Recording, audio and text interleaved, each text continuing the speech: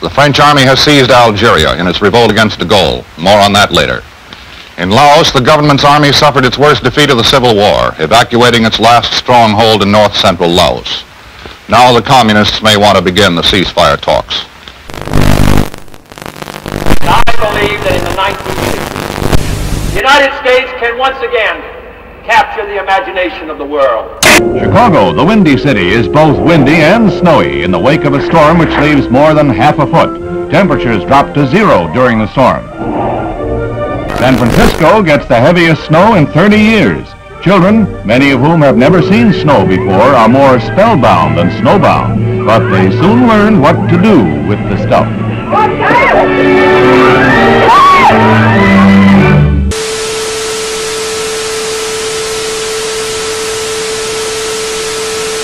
I, John Fitzgerald Kennedy, do solemnly swear that you will faithfully execute the office of President of the United States. that I will faithfully execute the office of President of the United States And will, to the best of your ability, and will, to the best of my ability, preserve, protect, and defend the Constitution of the United States. preserve, protect, and defend the Constitution of the United States. So help me God. So help me God.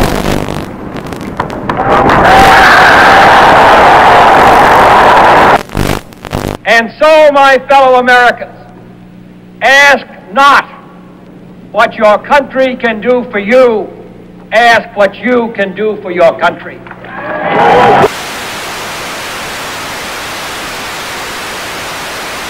British Prime Minister Harold Macmillan arrives in Key West, Florida for a conference with the President on the explosive crisis in Laos. They jointly declare determination to prevent the Southeast Asian kingdom from being taken over by communist-supported rebels.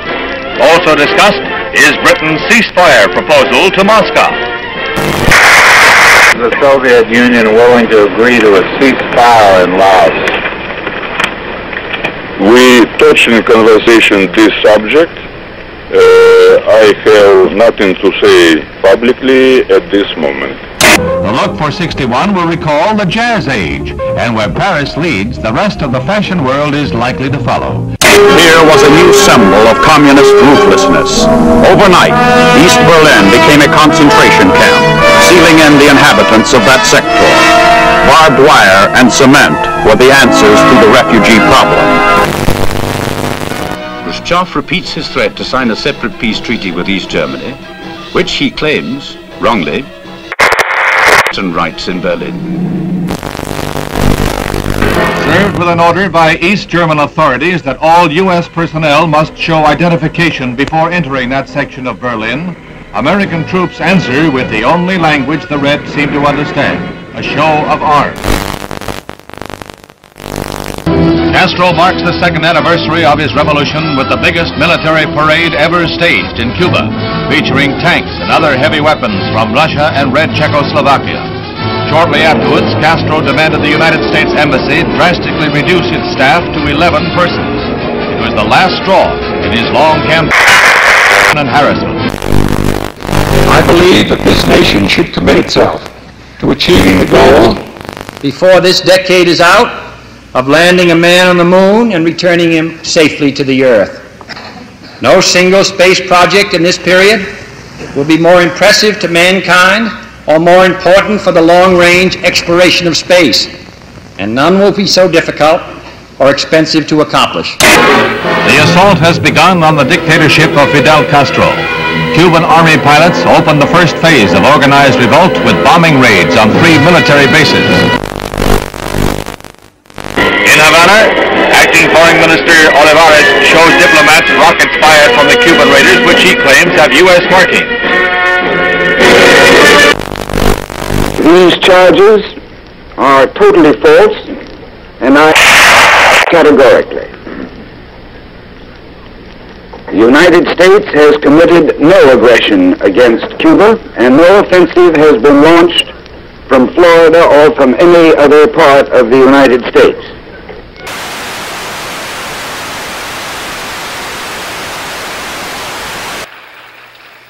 Es un honor para mí el estar hoy entre un grupo de los hombres más valientes del mundo.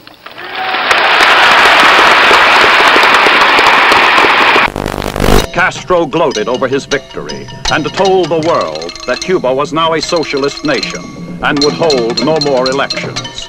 The next day, the United States officially proclaimed Cuba to be a communist satellite state. His first great success in space when the Russians pushed a man across the threshold. He was Yuri Gagarin, the astronaut the Russians lionized as the first to. It was the propaganda coup of the year. Today, this Redstone Mercury is the center of world attention as Lieutenant Commander Shepard walks to the elevator that will carry him 65 feet aloft to the capsule. It's 6:20 a.m., a moment of history. 3, 2, 1, 0.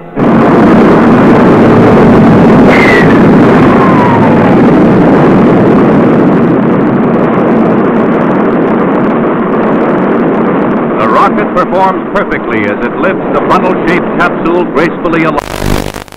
115 miles up, he went 300 miles downrange, right on target, and was picked up by waiting helicopters.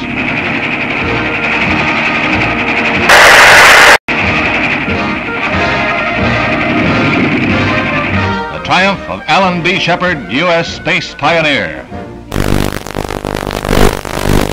As the captain prepared to leave the capsule, explosive bolts on the escape hatch let go, and the Mercury is lost. However, the moon gets closer.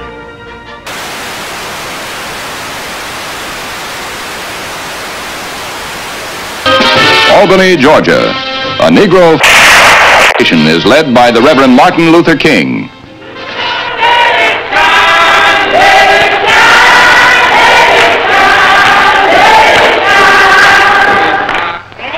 And if necessary, he must be willing to fill up the jails all over the state of Florida. Солнце. Шар превращается в колоссальный светящийся купол. Яркое свечение еще продолжается. В этом опыте оно длится необычайно долго. Страшной силы напутствует прихода ударной волны.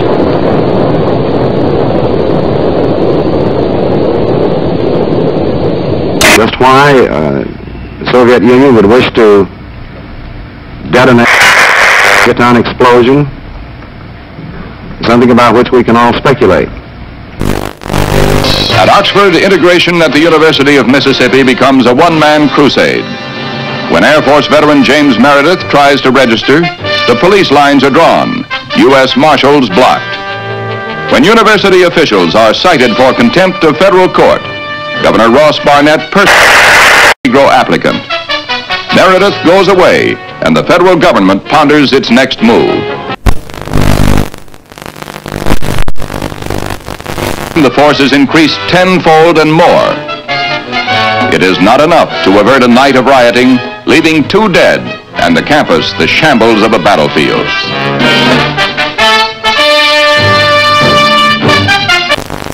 "75 students and other rioters are arrested. Among those seized, former Major General Edwin Walker, who is charged with insurrection. And James Meredith becomes a duly registered student at the University of Mississippi." Sir, there's been a great deal of turmoil and conflict. 2 people have been killed. Do you have any feelings of guilt? Have you given that any second thoughts?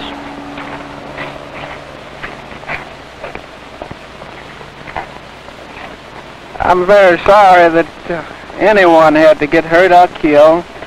But of course, I think that's an unfair question to me. I don't believe any of you believe that I had anything to do with that.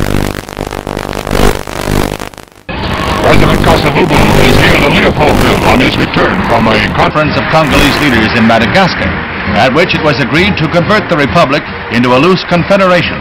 The streets are jammed for a parade in celebration of the decision. But red opposition to the plan is heated, and the pro-Soviet Antoine Gizenga, Lumumba's political heir, still controls key areas and sizable armed forces.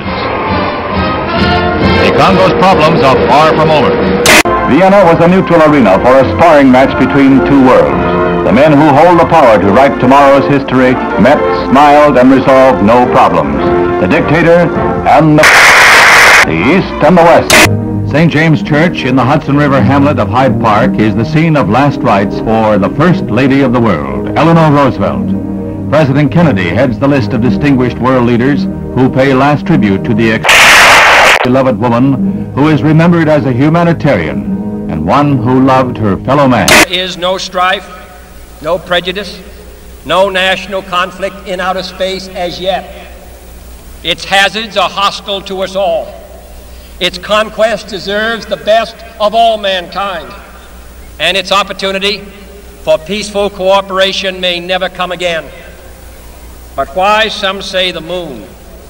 Why choose this as our goal? And they may well ask, why climb the highest mountain? Why, 35 years ago, fly the Atlantic? Why does Rice play Texas? We choose to go to the moon. We choose to go to the moon.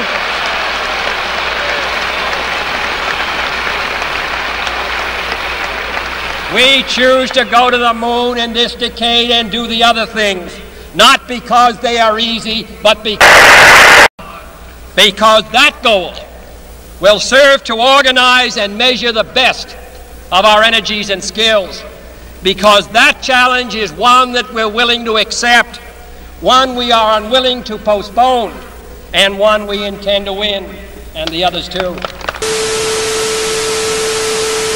The Cold War, the ground forces of NATO have been alert against the military threat of the communist bloc. Now, Honest John missiles add to NATO's striking power.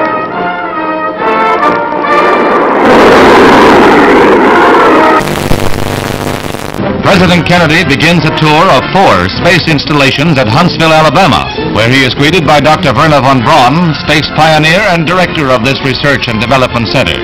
The missiles on display are dwarfed by the mighty Saturn rocket. This booster is the first stage of the rocket that will put the 3-man Apollo capsule into a 2-week orbit of the Earth in 1964. Preliminary to a lunar shoot. Gemini, which was developed here, will allow 2 men to orbit the Earth for 2 weeks and will be used for experiments in outer space rendezvous and docking missions. This winds up the President's first-hand look at our space program and our progress in the race for space. This deficit comes from a recession. And if we can take the proper action in the proper time, this can be the most important step we could take to prevent another recession. That is the right kind of a tax cut, both for your family budget and the national budget. Chiang Kai-shek, leader of the peoples of Free China on the island of Taiwan, heads the celebration of the 50th anniversary of the overthrow of the Manchu dynasty.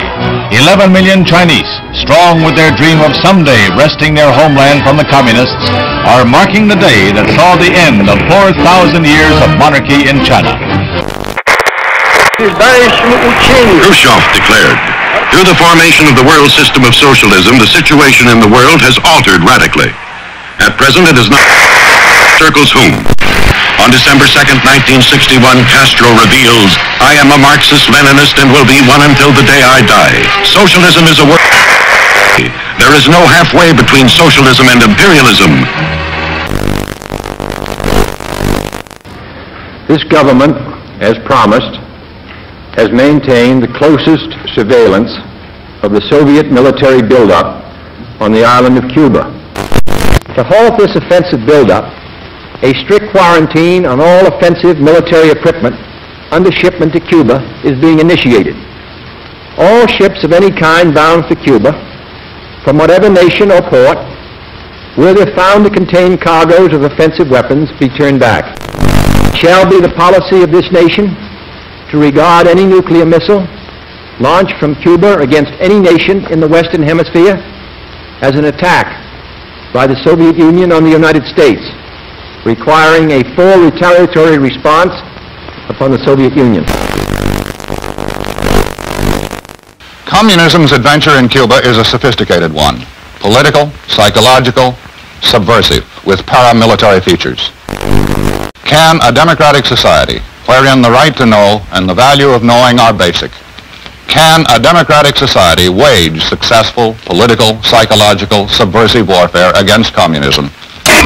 Leather is falling into step in the fall fashion parade. Finished in an explosion of rainbow colors, leather has been styled into smocks and sheath-top skirts like this eye-stopping pair. Just the thing for a day's outing at Sterling Forest Gardens in New York.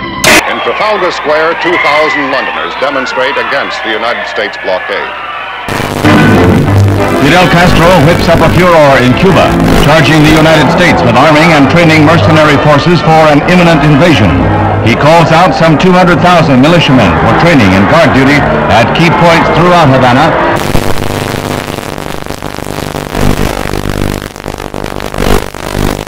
Khrushchev happily receives a gift of the Cuban flag as he lines up with a solid endorsement for the home-brewed anti-Americanism of Fidel Castro, the Soviet sole Western Hemisphere ally.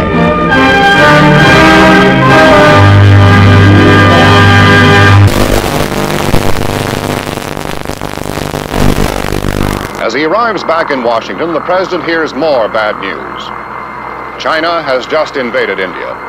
Is this part of a two-pronged communist assault? Now the president must weigh all the factors one final time, then make his decision, knowing that whatever he does, he risks nuclear war.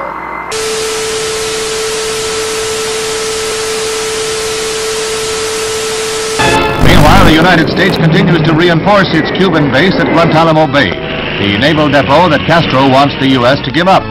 These Marines have been assigned the job of protecting the base against any Cuban threats that might arise during the present crisis. Mr. President, I am submitting today a resolution to the Security Council designed to find a way out of this calamitous situation. This resolution calls, as an interim measure under Article 40 of the Charter, for the immediate dismantling and withdrawal from Cuba of all missile and other offensive weapons. The inauguration of Abraham Lincoln as the 16th President of the United States is reenacted in the nation's capital 100 years after the event. There's a crowd larger than the original president this day, double the 10,000 of 1861. And the bright balmy day is in marked contrast to the gloomy overcast of a century ago. Scenes familiar from history books and movies come to life at the Capitol as Mr. Lincoln arrives. He is portrayed.